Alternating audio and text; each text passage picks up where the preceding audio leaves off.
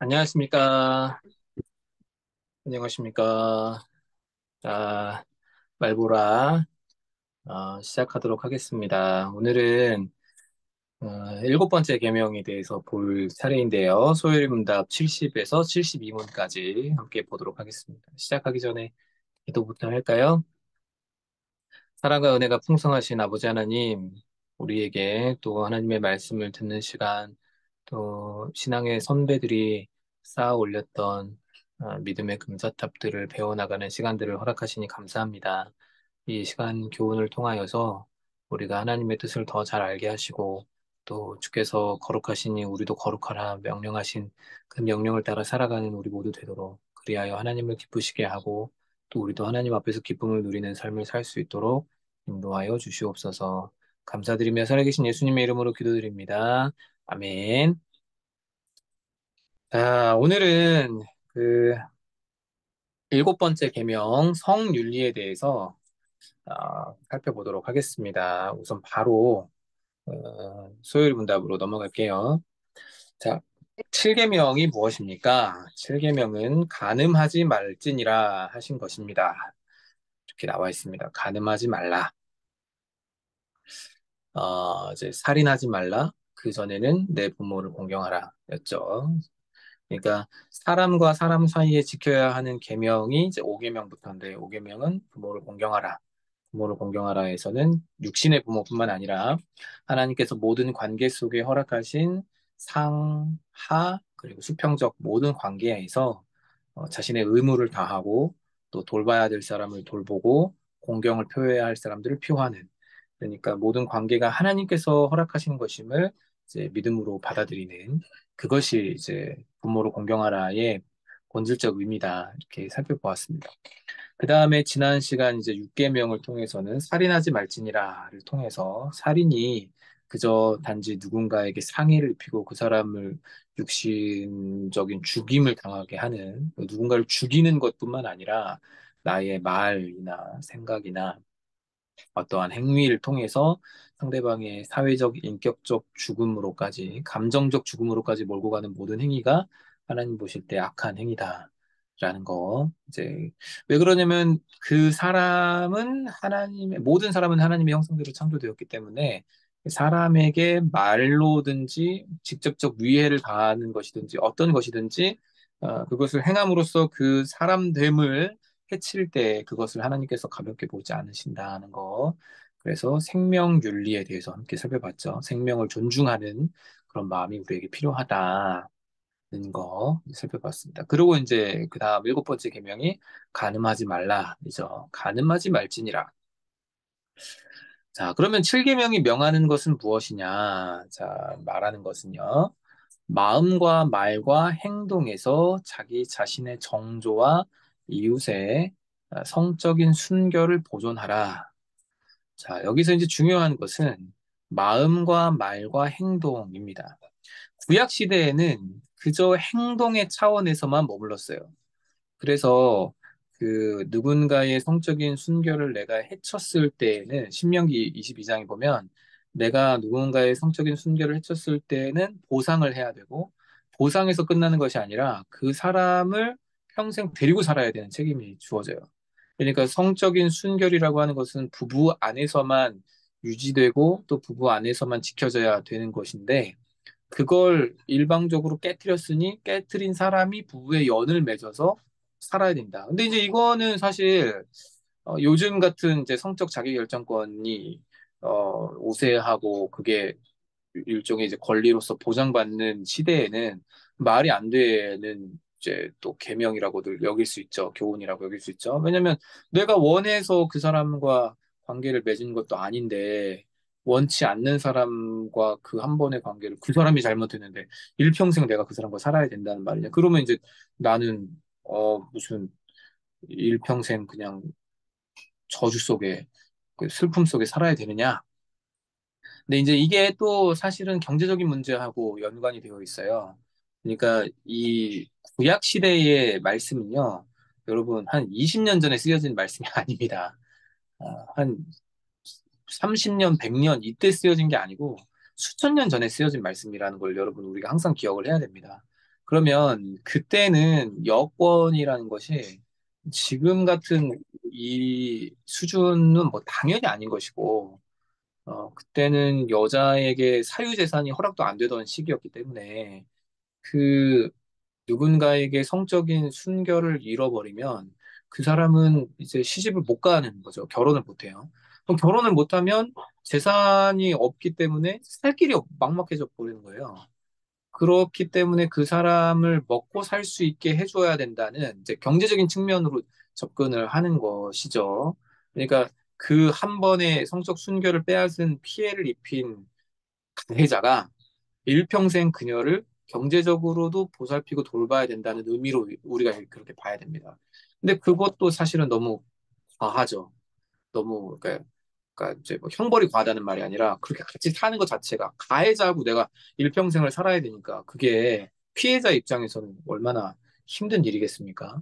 너무 우리 이제 21세기의 눈으로 보면 너무 불합리하다. 어떻게 그럴 수 있냐 싶지만, 그 시대에는 그게 최소한의 그 성적인 순결을 잃어버린 자를 보호하기 위한 보호 장치였다. 여러분 이제 이 정도로 생각하시면 좋을 것 같고요.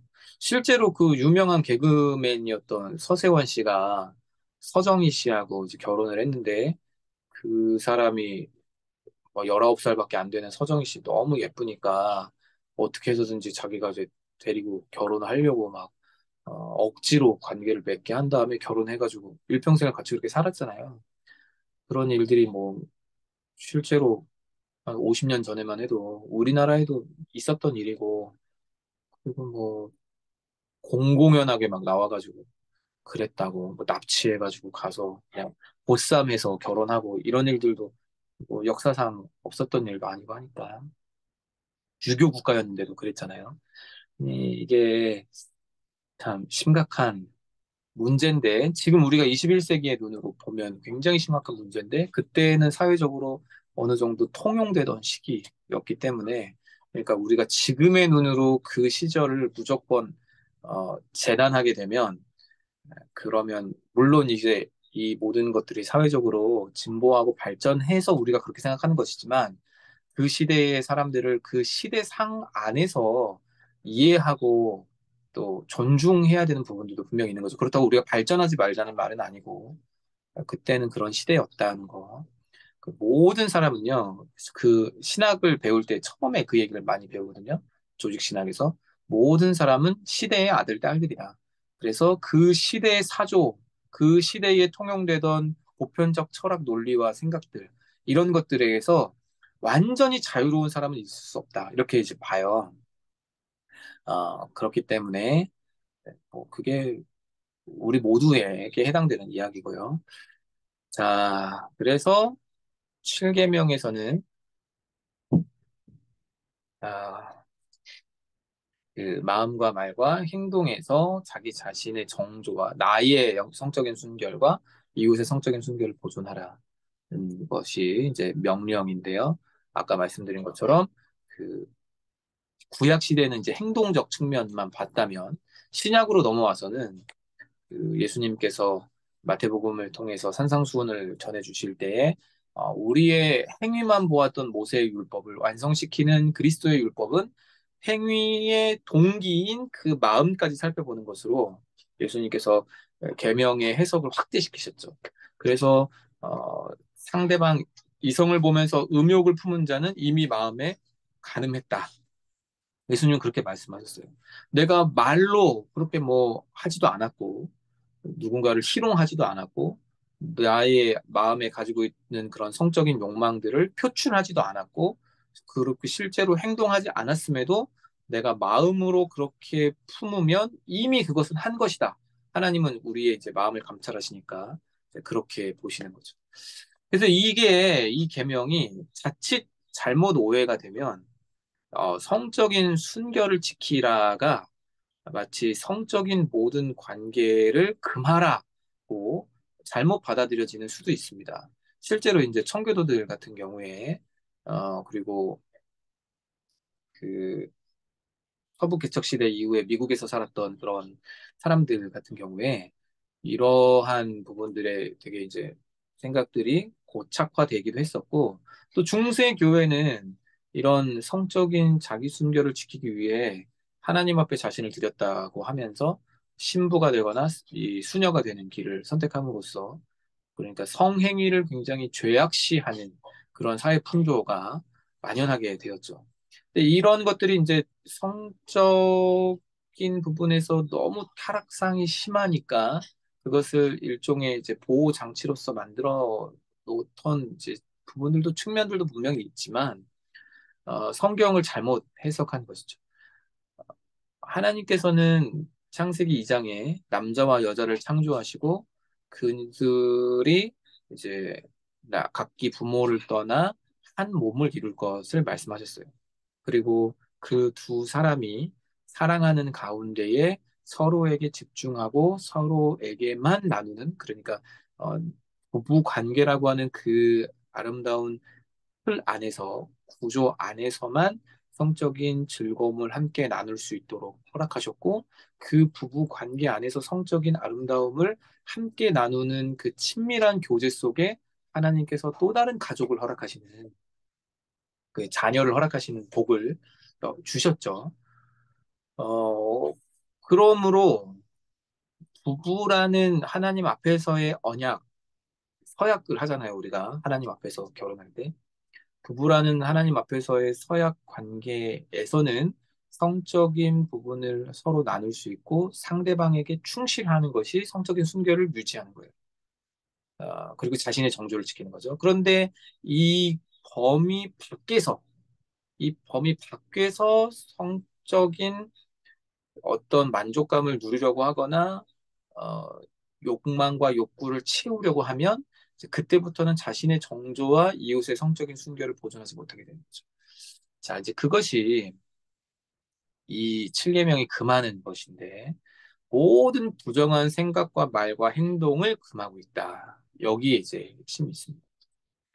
어, 이게 간음을 금하신 이유는 모든 욕망의 통제를 원하는 것은 아니에요. 왜냐하면 여러분, 그, 어, 고린도전서 7장에 보면 너무 음욕과 정욕을 참아내기 힘들면 결혼을 통해서 그것을 해소하라고 이제 사도 바울이 권면을 하거든요. 물론 음욕을 충당할 목적으로 결혼하는 것은 아니지만 너무 사랑하는 사람을 어, 결혼이라는 굴레 밖에서 이 정욕을 해소하려는 그런 모든 이 시도들이 하나님의 허락 안에서 이루어지지 않기 때문에 그게 죄가 되고 또 다른 문제가 발생될 수 있기 때문에 사도 바울이 이제 그렇게 권면하는 거죠. 그러니까 성적인 욕망을 갖는 것 자체가 이제 문제는 아닙니다. 근데 그 욕망이 자연스러운 거잖아요.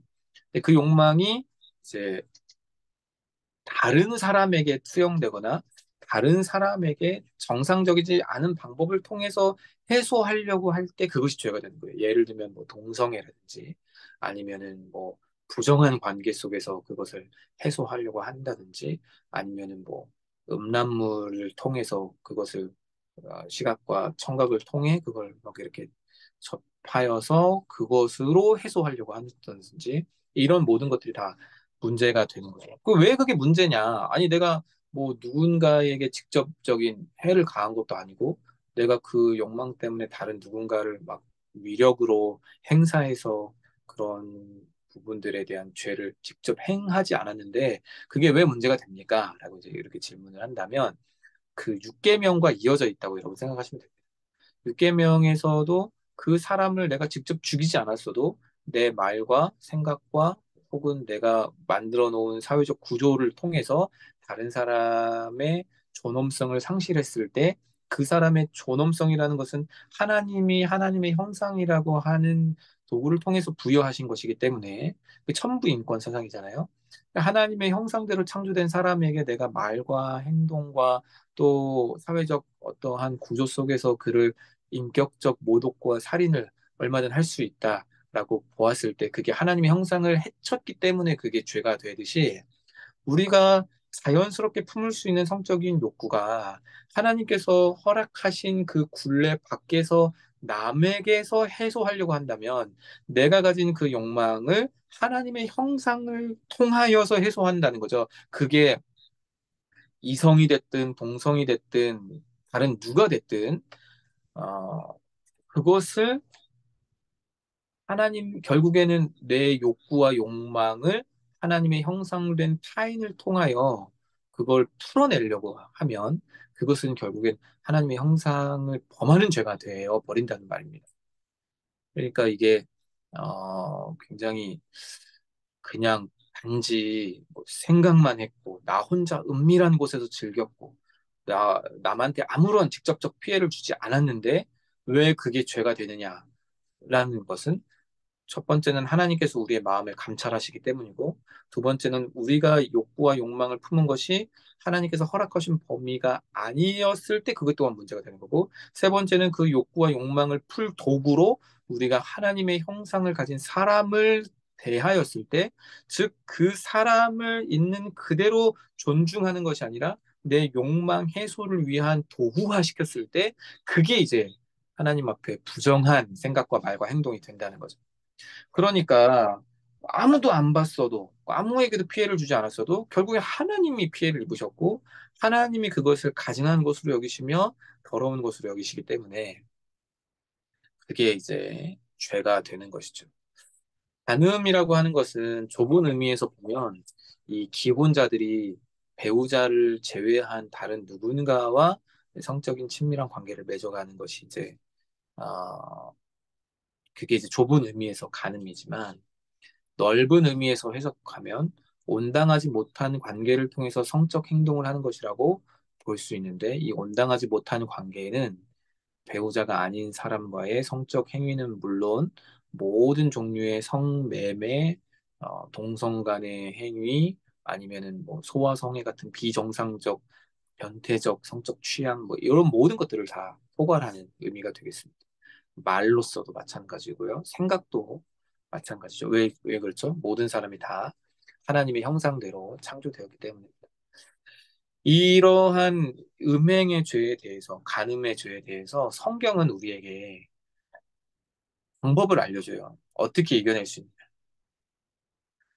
그, 이제 제가 청년 사역을 오래 했으니까, 이 여자 청년들은 그런 경우가 잘 없는데, 이제 남자 청년들이 이 부분에서 굉장히 많이 걸려 있고, 그리고 교회 안에서는 굉장히 이렇게 신실해 보이고 또 아무 문제 없어 보이고 너무 신앙 좋아 보이지만 아무도 보는 사람 없을 때 빌 하이블스 목사님이 그런 책도 썼잖아요. 아무도 보는 사람 없을 때 당신은 누구인가? 아무도 보는 사람이 없을 때 나와 하나님만 아는 은밀한 죄들이 남자 청년들 같은 경우는 상당히 많아요. 그래서 수련회 같은 거 하면 이제 마지막 시간에 같이 기도하고 또 한 명 한 명 위에서 안수기도 해주고 많이 그렇게 했었거든요. 그럴 때마다 남자 청년들은 이제 은밀한 자신의 죄들을 고백하는 거죠. 막 그래서 생각보다 그런 이제 혼자서 그렇게 은밀하게 즐기고 혹은 그것에 탐닉하는 청년들도 너무 많았고 교회 안에 있는 청년들인데도 말이죠. 그 이상의 것들은 사실 저한테 고백한 청년이 없기 때문에 제가 뭐 말은 하기는 어렵지만 아무튼 제 생각을 훨씬 뛰어넘을 정도로 많았다는 거. 근데 이제 성경은요, 그것에 대해서 이 음행의 죄, 간음의 죄에 대해서 뭐라고 말하냐면, 이것을 맞서 싸우라고 말하지 않아요. 음행의 죄에 대해서 너희가 피 흘리기까지 대항하라. 막 이렇게 말하지 않습니다. 고린도전서 6장 18절에 사도 바울이 뭐라고 말하냐면요. 음행을 피하라 이렇게 얘기해요. 음행을 피하라. 사람이 범하는 죄마다 다 몸 밖에 있지만 음행하는 자는 자기 몸의 죄를 범하는 것이다. 이렇게 이야기하거든요. 그러니까 내 몸의 죄를 범한다는 것은 내가 타인을 가지고 그런 성적인 욕망과 욕구를 풀어낼 때에 그 사람을 도구화 쓰기도 하지만 내가 내 몸을 통해서 쾌락을 추구하고 내 몸을 통해서 내 욕망을 해소하고 발산시켜 나아갈 때 그것은 또한 나 스스로에게 죄를 쌓는 것이 된다는 거죠. 그래서 사도 바울이 음행에 대해서, 간음에 대해서 뭐라고 말하느냐? 어, 그러한 기회가 생기지 않도록 피하라라고 하는데, 여기서 이제 피하라는 단어가 헬라어로 휴고거든요. 근데 이거는요, 그냥 이렇게 달려라 아니면은 뭐 숨어라 저쪽으로 가라 이 정도가 아니라 적극 도망쳐라요. 적극 도망쳐. 가장 대표적인 예가 여러분 요셉이죠. 요셉이 보디발의 아내가 막 그렇게 유혹하고 막 같이 하고자 하고 막 이렇게 할 때 그가 선택했던 게 무엇이었습니까? 하나님이 다 보고 계신다. 나의 주인인 보디발이 모든 것을 허락했지만 당신만은 허락하지 않았다. 그리고 나는 하나님 앞에 서 있다. 하나님이 모든 것을 보고 계시는데 내가 그 하나님 앞에서 죄를 범할 수 없다고 하면서 그냥 옷가지를 벗어 놓은 채로 도망쳐 버리잖아요. 그러니까 이제 그게 사실은 누명의 이유가 돼가지고 이 옷을 봐라 하면서 이제 요셉을 보디발의 감옥에 왕의 감옥에 잡아 넣게 되는 계기가 됐지만 그러나 하나님 앞에 그는 정직과 순결을 지켰죠. 그렇기 때문에 하나님께서 그를 적절한 때에 그의 나이 30이 되었을 때 애굽은 이제 30살부터 관직에 오를 수 있기 때문에 딱 30이 되니까 그로 하여금 어, 애굽의 전체 총리가 되게끔 이제 우리가 또 주일마다 요셉에 대한 메시지를 이제 또 몇 주간 보게 될 건데 아마 나중에 또 이야기가 나오겠죠. 음행에 대해서는 그래서 사도 바울이 뭐라고 말하냐면 음행을 피하라, 적극 도망치라 라고 이야기를 하고 있습니다. 심지어 사도 바울은 뭐라고까지 얘기하냐면 부부간에 각방도 쓰지 말라고까지 얘기를 해요. 각방을 쓰지 말라. 기도할 틈을 얻기 위하여는 각방을 써도 되지만 부부간에 각방을 쓰지 말라. 이게 무슨 말이겠습니까? 그런 부분에서 서로 간의 의무를 다하라라는 이제 이 뜻이 되겠죠. 자, 그렇게 해서 7계명이 금하는 것까지 살펴봤습니다. 7계명의 요구는 자신과 이웃의 성적인 자기결정권을 존중하고 보존하는 것인데, 이 성적 자기결정권이 그 요즘은 이제 그렇게 좀 많이 쓰이잖아요. 부부 간에도 간통죄가 폐지가 되고, 내가 어, 얼마든지 부부 관계 밖에서도 성적인 욕구와 욕망을 느끼면 그것을 마음껏 즐길 수 있다는 이러한 의미로 성적인 자기결정권이 쓰이지만 지금 여기서 말하는 것은 자신과 이웃의 성적인 부분에 있어서 내가 원치 않는 것을 감당할 수 있게 만들어 주는 것을 이제 내가 사랑이라고 하는 동기 안에서만 그것을 결정할 수 있도록 돕는 존중과 보존을 이야기하는 것인데, 근데 또 사랑 안에서는 그런 모든 것이 다 되냐? 그건 또 아니죠. 그러니까 결혼이라고 하는 혼인 제도 안에서만 그것을 즐길 수 있어야 된다. 왜냐하면 하나님께서 선물로 주신 것인데요. 선물을 받지도 않은 사람이 포장지를 막 마음대로 뜯고 자기 마음대로 주어진 것 마냥 가지고 막 다니고 그걸 쓰고 다니면 그것은 강탈이고 도둑이죠. 그것은 하나님께서 원치 않으신다. 그래서 이 자신과 이웃의 성적 자기결정권을 존중하고 보존하는데 이것은 결혼이라고 하는 이 하나님 앞에서의 약속된 관계 안에서만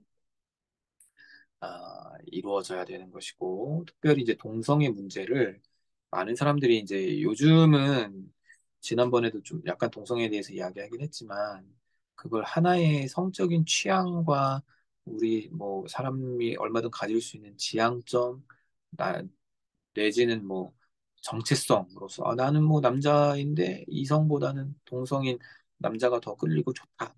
그걸 나를 받아들여 달라. 나는 원래부터 이렇게 태어났다. 이제 이렇게 이야기하는 경우들이 있단 말이에요. 그럼 이제 우리가 존중해 줘야 될 것은 그 사람의 그런 결정권이나 취향이나 지향점을 존중해 주는 것이 아니죠. 그의 사람됨을 우리는 존중하는 거예요. 그도 하나님의 형상대로 창조된 사람이라는 것을 우리는 존중하지만, 그러나 그가 가지고 있는 그런 취향과 지향점과 그렇게 스스로 매기고 있는 정체성은 성경적이지 않고 그것이 하나님 보실 때에 다르지 못하다는 것은 우리는 그건 포기할 수 없는 거죠. 그것은 바르게 잡혀 있는 채로 그렇게 그들에 대해서 가르쳐 주어야 하고 우리에게 주어진 이 성은 그저 단순히 내가 내 마음대로 즐기고 누리기 위해 그렇게 부여된 것이 아니다라는 것. 그런데 이제 많은 사람들이 뭐 서구권은 거의 이제 뭐 동성 결혼이 합법화되었고 동성 부부에게 뭐 아이를 입양하는 경우나 아니면은 그 정자은행이나 뭐 난자은행 통해 가지고 이렇게 제공받아서 그렇게 뭐 착상하고 뭐 아이를 갖게 되는 그런 경우들도 막 종종 나오더라고요. 얼마 전에는 한국인 레즈비언 그 부부가 법적으로는 인정받지 못했지만 어쨌든 아이를 하나 가져가지고 근데 본인들은 뭐 아무렇지도 않다고 하지만 아이는 어려서부터 굉장한 그 가정 정상적이지 않은 가정에서의 그런 관계들과 기능들을 보면서 굉장히 충격 속에 성장한다고 해요. 실제 연구 사례 발표를 보면. 그러니까 우리가 이 사람이라고 하는 하나님의 형상대로 창조된 사람이라고 하는 존엄성 안에서는 존중하지만 그러나 그들이 가지고 있는 취향과 지향, 뭐 사랑하기 때문에 다 되는 것 아닙니까? 그렇지 않다는 거. 하나님이 만들어 놓으신 창조 질서를 우리는 지켜야 하고 성윤리에 있어서만큼은 하나님이 남과 여가 부부라는 관계 안에서만 누릴 수 있게 하셨다는 거. 그것을 여러분 우리가 절대적으로 지키고 또 성적인 부분이 이제 성적 자기결정권이 법원에서 그렇게 막 이야기가 되어져 가면서 얼마든지 마음대로 사용할 수 있는 것처럼 이야기 되어지는 이 시대 속에서 우리가 진정한 성적인 자기결정권이란 무엇인가에 대해 생각해보고 또 하나님이 어느 범위 안에서만 허용하신 것인가에 대해서도 늘 생각할 수 있어야 되겠습니다.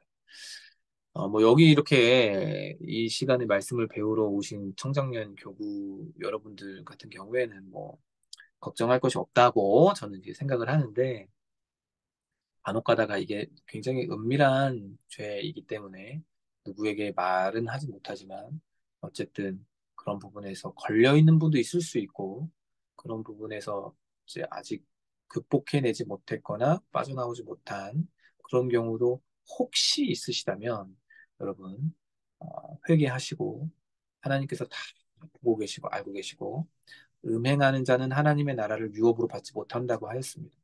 그렇기 때문에 사람을 내 욕망 해소의 도구로 써서는 안 된다. 욕망은 하나님께서 허락하신 부부 관계 안에서만 적절하게 해소되어야 한다. 그것을 여러분 기억해 주시고 눈으로 혹은 뭐 귀로 아니면 뭔가 이렇게 그런 부분들도 여러분 아무에게도 피해 안 줬지 않습니까? 제가 몇 번째 이야기하지만 전혀 피해를 안 준 것이 아니라 하나님이 하나님의 형상이 도구화되어지는 것을 원치 않으신다.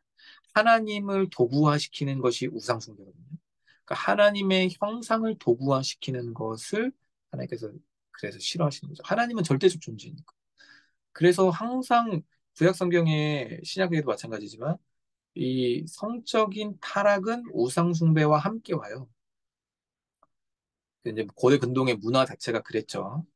어, 이방 신전은 항상 공창 제도를 같이 가지고 있었고 그 공창 제도를 통해서 이제 성적인 해소와 함께 그게 신을 달래는 행위이고 그 신을 달래는 행위를 통해서 신들이 비를 내리고 농경 문화 속에서 농사가 이루어질 수 있도록 그렇게 세계관이 그렇게 형성되어 있었거든요. 어, 그래서 항상 음란과 우상숭배는 같이 오는 죄인데 이게 예수님 이후로 우리에게 이제 생각과 마음으로도 얼마든지 어, 음행의 죄를 지을 수 있다라고 했을 때 그것은 하나님을 도구화시키는 우상숭배와 하나님의 형상을 내 성적인 충족을 위한 도구화시키는 이 두 가지 죄가 함께 만나게 되어서 하나님께서 원치 아니하시는 일이 된다. 자, 그러므로 마지막 결론은 이제 부부 관계에 충실하자. 하나님께서 허락해 주신 나의 한 몸 된 아내와 남편을 적극적으로 사랑하자. 이것이 결론이 좀 마지막에 결론이 아무튼 이렇게 뭐로 가도 서울로 가면 된다 약간 그런 느낌이 없잖아 있지만 그게 뭐 사실 성경적인 것이고요. 그게 바람직한 믿는 자들의 네, 이제 성윤리가 되겠습니다. 자, 오늘 이렇게 조금 길게 이렇게 쭉 설명을 나열해 드렸는데 혹시 뭐 궁금하신 점 있으시면 질문 주시고요. 아, 오늘 좀 약간 이렇게 진행하면서 아이들이랑 같이 들어도 될까 싶은 부분들이 있어서 아무튼 최대한 말을 이렇게 좀 순화하고 이렇게 최대한 아무튼 19금이 되지 않도록 노력을 많이 했는데 잘 반영이 되었는지 모르겠습니다. 자, 혹시 뭐 궁금하신 거 없으시면 채팅으로 남겨주시면 좋겠고요. 궁금하신 거 없으시면 여러분 오늘 늦은 밤 참여해 주셔서 감사하고 평안한 밤 되시고요. 그리고 요번 금요일부터 돌아오는 금요일부터 시작되는 우리 가을밤 온 세대 전 세대였나? 네, 금요 성령 집회 여러분 많이들 참여해 주시고 우리 또 청암교회 이정현 목사님 오셔서 다음 세대를 위한 귀한 말씀 주실 건데 기대하는 마음으로 참여해 주시고 또 은혜 받는 시간 되었으면 좋겠습니다. 자, 그러면 여러분 평안한 밤 되시고요. 어, 조금 늦게 들어오셔서 앞부분 잘 못 들으신 분들은 또 유튜브를 통해서 올려드릴 테니까 또 좋은 시간에 이렇게 들으시면 좋겠습니다. 마치겠습니다. 감사합니다, 여러분. 평안한 밤 되세요. 안녕히 주무십시오. 감사합니다.